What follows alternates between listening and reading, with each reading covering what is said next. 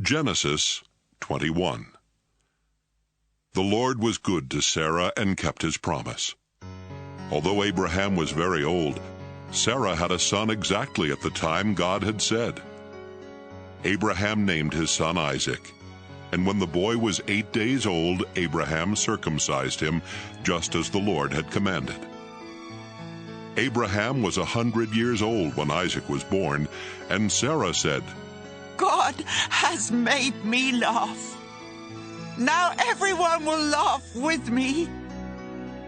Who would have dared to tell Abraham that someday I would have a child? But in his old age, I have given him a son. The time came when Sarah no longer had to nurse Isaac, and on that day Abraham gave a big feast. One day, Sarah noticed Hagar's son Ishmael playing, and she said to Abraham, Get rid of that Egyptian slave woman and her son. I don't want him to inherit anything. It should all go to my son. Abraham was worried about Ishmael, but God said, Abraham, don't worry about your slave woman and the boy. Just do what Sarah tells you. Isaac will inherit your family name, but the son of the slave woman is also your son, and I will make his descendants into a great nation. Early the next morning, Abraham gave Hagar an animal skin full of water and some bread. Then he put the boy on her shoulder and sent them away. They wandered around in the desert near Beersheba, and after they had run out of water, Hagar put her son under a bush. Then she sat down a long way off because she could not bear to watch him die, and she cried bitterly. When God heard the boy crying, the angel of God called out to Hagar from heaven and said, Hagar, why are you worried?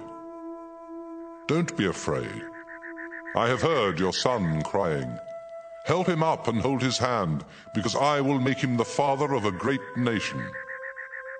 Then God let her see a well.